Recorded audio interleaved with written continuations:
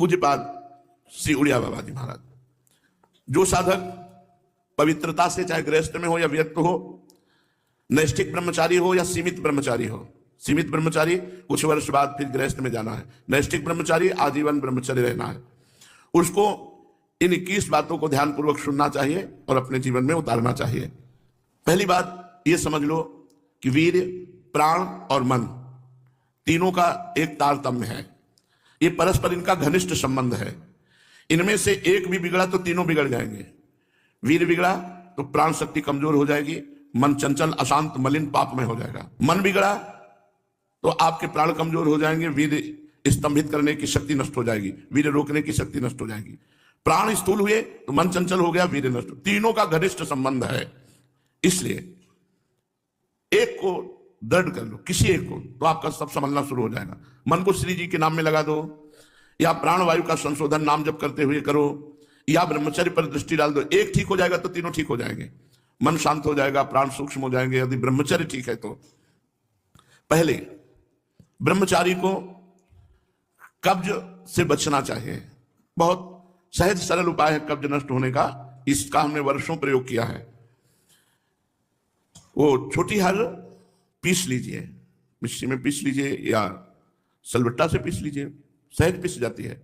उसको एक डिब्बे में रख लीजिए और इसबगोल की भूसी, एक कटोरी में 2 चम्मच इसबगोल की भूसी डालिए और 1 चम्मच या 1.5 चम्मच छोटी हर डालिए।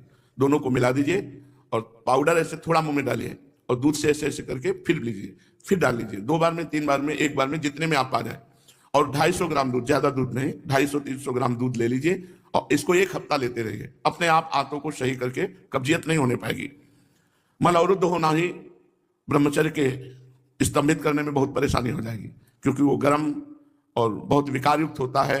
जो कब्ज है कई रोग पैदा कर देती है। इसलिए ब्रह्मचारी को चाहिए कि प्रातः काल उठकर कम से कम 500 ग्राम पानी हल्का सा गर्म करके वज्रासन में बैठ करके धीरे धीरे 5-10 मिनट में पीना चाहिए। फिर 200-400 कदम टहल करके फिर शौच जाना चाहिए। आप देखना, आप कब्जियत की शिकायत खत्म हो जाएगी अगर आप ऐसे करेंगे। दूसरा, मैदा और पकवान और चाय, ये कब्ज बनाने वाली चीजें ब्रह्मचारी को नहीं लेनी चाहिए। जब तक 50 की आयु ना हो जाए तो चाय पीना ही नहीं चाहिए, चाय की जरूरत ही नहीं है। 50 के बाद ठीक है, 50 वर्ष की आयु हो गई, अब उसके बाद थोड़ा शरीर गर्म करने के लिए लेने लगी, कोई बात नहीं। लेकिन जवान साधक को चाय आदि की जरूरत नहीं है बेमतलब में। कुछ साधक काफी, और ये सब चीजें उनकी हैं जो बहुत ऑफिस में काम कर रहे हैं, जग रहे हैं, थोड़ी चाय ले ली, फिर गर्म हो गए, फिर सेवा में लग गए। साधक को नहीं लेना चाहिए। ब्रह्मचारी को चाय, काफी, ये चीजें, कोई भी व्यसन नहीं लेना चाहिए। तीसरा, अत्यंत आवश्यक हो तो किसी को छुओ, नहीं छुओ मत। रोगी को छूने के लिए कोई परहेज नहीं है। मान लो कोई रोगी है, आप सेवा में लगे हो, तो उस समय कोई परहेज नहीं, पूरे बिल्कुल प्यार से उसकी सेवा करो, कहीं कोई तुम्हारा नुकसान नहीं होगा, क्योंकि भगवत भाव से सेवा कर रहे हो। आपने किसी को छुआ तो परेशानी हो जाएगी। इसलिए बच के भगवत मार्ग में चलना है, बच के। अब वो कैसी पवित्रता से है, कैसे विचार वाला है, कैसे आचरण करता है, उसके सारे परमाणु शरीर में है। आप टच करेंगे वो परमाणु आप में आ जाएंगे, बच के। चौथा, किसी से अश्लील बातें मत करो। ब्रह्मचर्य रहना है तो गंदी बातें, भोग संबंधी बातें, अश्लील बातें ना करें। 5वां, बाल काढ़ना, काला लगाने लेना बालों में, मांग का, ये सब बिल्कुल नहीं। कपड़े, इसी 5वें में बाल, कपड़े, श्रृंगार, शौक, शौकीनी, ये सब ना करें, क्योंकि ऐसा करने से शरीर, मन, बुद्धि, ये तीनों रजोगुण से युक्त हो जाते हैं और साधक का पतन होने लगता है। एक साधक को देखा, वो स्वर्ण के आभूषण का, किस लिए भाई? बोले निषेध है क्या आपका? बिल्कुल निषेध है। रज के पात्र में पाने का आदेश है, धातु के किसी भी तरह के व्यवहार को मना किया गया है। तो फिर तो महंगी वस्तुएं, इनको धारण करने की जरूरत ही नहीं है। शरीर राग त्यागना ही तो वैराग्य है। क्या कपड़े बदल लेना केवल वैराग्य है? शरीर राग त्यागना, गर्मी सर्दी सहना, गाली अपमान सहना, दुख सहना, यही हमारा परम धर्म है। दुख सहना, तिरस्कार, अपमान, निंदा, ये जब हम सहते हैं तब हमारा परमार्थ पुष्ट होता है। 6वां, वही वस्तु पाओ जिसमें तुम्हें ज्यादा स्वाद न मिले और तुम्हारा स्वास्थ्य ठीक रहे। तुम्हारा शरीर बलयुक्त हो, सात्विक भोजन हो और स्वाद रहित भोजन हो। तो ऐसी चीज मत खाओ पियो जो तुम्हें बहुत पसंद है। सात्विक भोजन करो जो स्वाद रहित हो। 7वां, इत्र, फुलेल, सुगंधित द्रव्यों का लेपन बिल्कुल निषेध है ब्रह्मचारी के लिए। सुगंधित द्रव्य लगाना, इत्र फुलेल लगाना, ये बिल्कुल निषेध है, नहीं लगाना चाहिए। 8वां, प्रतिदिन नियमानुसार व्यायाम करें। व्यायाम बहुत बार साधकों से कहते करो। देखो, एक मोटरसाइकिल भी सुबह जब स्टार्ट की जाती है, बहुत जोर से स्टार्ट की जाती है, खड़े खड़े उसको बहुत, वो एकदम गर्म हो गई चल दी, तो ऐसे बहुत जोर से आधा घंटा स्टार्ट हो, दंड बैठक मारे, पसीना पसीना हो गए, सर के बल खड़े हुए, और भी आसन, प्राणायाम, व्यायाम, अगर ये करोगे व्यायाम तो ब्रह्मचर्य बहुत पुष्ट। जवान को जवान तो 100-500 दंड मारी, 100-500 बैठक मारी, तब समझ में आता है हाँ ब्रह्मचारी, समझ में आवे कि ब्रह्मचारी। व्यायाम करो, प्राणायाम करो, करो, मानो हमारी बात। हर साधक को, चाहे गृहस्थ साधक को, चाहे विरक्त, व्यायाम तो करना ही चाहिए। बहुत बड़ी औषधि व्यायाम है। प्रतिदिन नियमानुसार व्यायाम करो और भोजन उतना पाओ जितना आराम से पच जाए।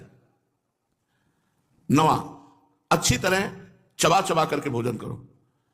कोई कोई तो ऐसे भोजन करते हैं, कवल गया वो अंदर गया। भगवान अंदर कोई मशीन कटिया काटने की थोड़ी लगी, आते हैं 32 दांत भगवान ने इसलिए दिए कि 32 बार एक कवल को चबाओ, एकदम महीन लुगदी करके। 2 रोटी भी अगर ऐसे पाओगे तो बहुत बड़ा असर करेंगे, वो आपका पौष्टिकता बढ़ाएंगे। अरे जल्दी जल्दी जल्दी जल्दी, शास्त्र कहता है थोड़ा आहार करो, लेकिन खूब चबा चबा करके आहार करो। और दांत सफाई रखनी चाहिए। पाचन शक्ति पर बहुत प्रभाव पड़ता है जब आप चबा के नहीं पाते हैं। कुछ दिन बाद आपका लीवर गड़बड़ हो जाएगा। आप चबा चबा के पाइए, थोड़ा पाइए, अधिक समय लगाइए, 40 मिनट में पाइए, 1 घंटे में पाइए, लेकिन चबा चबा करके पाइए। अगर हमारा भोजन चबा के जाएगा तो बहुत जल्दी पच जाएगा और स्वास्थ्यवर्धक होगा। थोड़ा अन्न भी बहुत शक्ति प्रदान करेगा। 10वां, 3 बार स्नान करना चाहिए ब्रह्मचारी साधक को। 3 बार ना हो सके तो 2 बार तो करना ही चाहिए। मुझे लगता है 2 बार तो प्राय सब लोग करते हैं, क्योंकि प्रातः स्नान और शाम के जब वाणी पाठ में आते हैं तो सब स्नान तिलक करके आते हैं। 11वां, अपने विचारों को रात्रि के सोते समय जांच कीजिए कि कितने मिनट गंदे विचार आए, किसके संग से आए, क्यों आए, कैसे हटाना चाहिए। 12वां,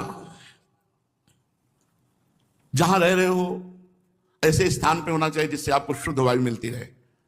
एकदम लॉक आसपास से बंद ऐसा नहीं, ऐसा होना चाहिए जिससे वायु क्रॉस होती हो। और वायु क्या है उसको कहते हैं अंग्रेजी में, हाँ जो है, हाँ वेंटिलेशन वो हवा क्रॉस होती हो, वेंटिलेशन, हाँ हवा क्रॉस होती हो, ऐसा रखना चाहिए अपने कमरे का कि एक दरवाजा खोल दिया, खिड़की खोल दिया, थोड़ा वायु शुद्ध आती रहे। 13वां, प्याज, लहसुन, ये चीजें भोजन में नहीं होनी चाहिए। अब इसके आगे वाली तो क्या वर्णन करें, मांस मछली, ये तो कभी नहीं खाना चाहिए, खाना ही नहीं चाहिए किसी को भी। प्याज लहसुन घोर तमोगुण पैदा करता है, इसे नहीं खाना चाहिए, ये संतों ने वर्जित किया है। इसमें कोई पाप नहीं है खाने में, पर ये तमोगुण है और भजन में बहुत विरोधी है, इसलिए इसे नहीं पाया जाता। जैसे कुछ संत सलगम नहीं पाते, गाजर नहीं पाते, बैंगन नहीं पाते, क्योंकि इनमें तमोगुण उत्पन्न होकर के भजन विरोधी वृत्ति आने की संभावना है। प्याज लहसुन तो खुला सब संतों ने निषेध किया है, जो हमारे भागवतिक मार्ग में चलने वाले हैं। रात को रसेदार शाक या दही या छाछ नहीं खाना चाहिए रात के समय। ब्रह्मचर्य पालन करने वाले को इमली नहीं खानी चाहिए, किसी भी तरह की खटाई नहीं खानी चाहिए, अधिक तेल का प्रयोग नहीं होना चाहिए, लाल मिर्च नहीं होनी चाहिए, कोई भी गर्म मसाला नहीं होना चाहिए। अरे बहुत बड़ा व्रत है ब्रह्मचर्य। ये अत्यंत आवश्यक है कि रात्रि में यदि आप दूध लें तो ना ठंडा होना चाहिए ना गर्म होना चाहिए, बस ऐसे कोश आया होगा, हल्का सा गर्म कर, और उसे पी के 30 मिनट टहलना चाहिए, तब शयन करना चाहिए। दूध पी के 30 मिनट टहलना चाहिए। 14वां, दोपहर के समय भोजन के बाद चाहे 15 मिनट ही विश्राम करें, करना चाहिए। वैसे वर्णन है 16 दाई करवट, 32 श्वास सीधे और 64 बाई करवट, इतने में 15 मिनट हो जाएंगे, या कम में भी हो सकता है। कम से कम भोजन के बाद 15 मिनट तो विश्राम करना ही चाहिए मध्याह्न में। यदि रात्रि में आप जगते हैं तो मध्याह्न में सो सकते हैं। सायंकाल के भोजन में बहुत सात्विकता होनी चाहिए, कोई भी गरिष्ठ पदार्थ नहीं होना चाहिए। सायंकाल तो बस मूंग की दाल और रोटी, 2 रोटी ले ली, मूंग की दाल ले ली, बस। अब शयन के समय 250 ग्राम आधा लीटर दूध हो गया, बहुत हो गया।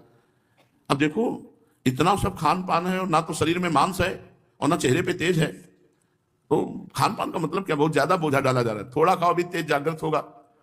15वां, दिन में नहीं सोना चाहिए। अब ये अभ्यास किया है तो रात्रि में जगने पर भी दिन में नींद नहीं आती ही नहीं है। जैसे लेटे भी तो एक ऐसी सरसराहट सी शरीर में होती कि उठ के बैठ जाओ, बैठ गए, कभी टहल रहे, पूरी दोपहर ऐसे कटती है। रात्रि में 8, 9, 11, 12 जगने के टाइम, ये 11 और 12 के बीच में, 8, 9 के बीच में शयन करना। मध्याह्न में 1 मिनट भी नींद नहीं। अभ्यास योग युक्तेन चेतसा नान्यगामिना, अभ्यास किया जाए तो हम हर विषय पर विजय प्राप्त कर सकते हैं। तो रात्रि में जो बहुत जगते हैं, मान लो सेवाएं हैं, पूरा का पूरा श्री जी का श्रृंगार करते हैं बच्चे, जो साधक संतजन, उनके लिए है कि आप 3 घंटे सो सकते हैं। रात्रि में बिल्कुल शयन नहीं हुआ तो दिन में आप आराम कर सकते हैं, सो सकते हैं। और जिनको रात्रि में 4 घंटे सोने को मिला, 5 घंटे, वो 15 मिनट विश्राम करके बस बैठ जाओ, इतना भोजन पाओ, 15 मिनट विश्राम किया, 16 श्वासें दाहिनी करवट, 32 श्वासें शवासन में सीधे, और 64 श्वासें बाएं करवट में। इतने में आपका शास्त्रीय सिद्धांत से विश्राम मध्याह्न का हो जाएगा। 16वां, भोजन के पहले लघु शंका कीजिए, अच्छे से हाथ धोइए, पैर धोइए, हाथ धोइए, कुल्ला कीजिए, तब भोजन पाने जाइए। भोजन के तुरंत बाद लघु शंका कीजिए, इससे आपके शरीर में कभी गर्मी नहीं चढ़ेगी, पित्त नहीं बढ़ेगा, कब्ज नहीं बनेगी। और शयन करने के पहले लघु शंका करके फिर आप जाइए, जनेंद्रिय को शीतल जल से प्रक्षालित कीजिए। 17वां, 64 श्वासें बाएं करवट के बाद अगर आपको रात्रि में सोना है तो फिर दाईं करवट में तुरंत हो जाइए। बायां स्वर शीतल नाड़ी चलेगी, चंद्र नाड़ी, इससे आपको स्वप्न दोष नहीं होगा। आप देख लीजिए ऐसा करके। 16 श्वासें दाईं करवट, 32 शवासन, 64 बाईं, और अब सोना है आपको तो तुरंत फिर दाईं करवट हो जाइए और दाईं करवट सोने का अभ्यास कीजिए। जो 18वां, रात्रि में पहली नींद के बाद जहां नींद खुल जाए दोबारा मत सोइए, बैठ जाइए आसन पर और जप कीजिए, भजन का अभ्यास कीजिए। ये जीवन भर रही है वाणी हमारे साथ, तो यही अभ्यास पूज्य पादुड़िया बाबा की आज्ञा से, यही अभ्यास आज भी यही अभ्यास भगवत कृपा से है। तो इसीलिए 11 से 12 का, जितने में नींद खुली बस जहां घड़ी पे दृष्टि पड़ी 11 के ऊपर, तो बस फिर बैठ गए।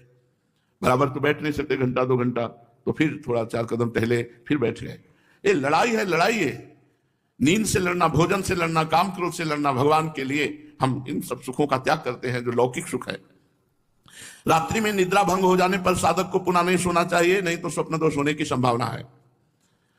साधक को चाहिए समाचार ना सुने, टीवी ना देखे, कोई सीरियल ना देखे, अश्लील पुस्तकें ना पढ़े, ये नहीं करना चाहिए, साधक को नहीं करना चाहिए। हमें सब कुछ भूलकर अपने प्रभु की याद में डूबना, चाहे गृहस्थ हो चाहे विरक्त हो। 20, किसी भी तरह का मनोरंजन न करें। कई प्रकार के सांसारिक खेल हैं, उन मनोरंजन न करें। मनोरंजन करने से सांसारिकता बढ़ती है, भजन की गंभीरता नष्ट हो जाती है। यदि आपको समय ऐसा है कि हमारे पास समय है 1 घंटा हम समय, तो आप कोई फुलवाड़ी लगा लीजिए, अगर जगह है उसको सींचिए, आप श्री जी के लिए जो वाटिका है उसकी सेवा कीजिए, सोनी लगा दीजिए, पोछा लगा दीजिए, दीवारों को साफ, मतलब किसी क्रिया में लग जाइए, मनोरंजन मत कीजिए। 21वां, किसी की निंदा मत कीजिए, किसी की समीक्षा मत कीजिए ब्रह्मचारी है कि नहीं, और किसी भी सांसारिक उत्सव में सम्मिलित नहीं होना चाहिए। श्राद्ध है, पितृतर्पण है, ब्याह है, पार्टी है, किसी भी तरह के इसमें नहीं, सम्मिलित नहीं होना चाहिए। हमें सम्मिलित होना है भगवत भक्तों की, जहां लीला कथा हो रही भगवान की, उस सभा में। हमें सांसारिक संबंधों की सभाओं में नहीं। लो बाबा निमंत्रण है, आप आ जाइए ब्याह में, किसी के भी ब्याह में सम्मिलित होना, पार्टी में सम्मिलित होना, मुंडन के उत्सव में सम्मिलित होना, पितृतर्पण आदि के, श्राद्ध आदि के, किसी में भी नहीं। किसी भी ऐसे उत्सवों में सम्मिलित नहीं होना जिनका संबंध संसारिक क्रियाओं से है। ब्रह्मचारी उपासक को चाहिए कि बस केवल भगवत भक्तों की जहां मंडली है, भगवत चर्चा है, रसिक मंडली में या तन को नीके ढंग लगाओ, क्योंकि वहां आपकी वासनाएं नष्ट होंगी और भगवत आराधना होगी। पार्टियों में जाओगे लोग ऐसे वैसे, रजोगुणी कपड़े, रजोगुणी भोजन, तुम्हारा बुद्धि चलायमान हो जाएगी। क्या हुआ, रसेंद्री का ही तो स्वाद है। अरे मारो घाटी नीचे माटी, बस ऐसे 2 अंगुल जीभ का स्वाद है, यहां से गया खत्म, नर्क। तुरंत उल्टी करो तो गंदा, और 6 घंटे रुक जाए तो गंदा ही गंदा। काहे को अपनी इंद्रियों को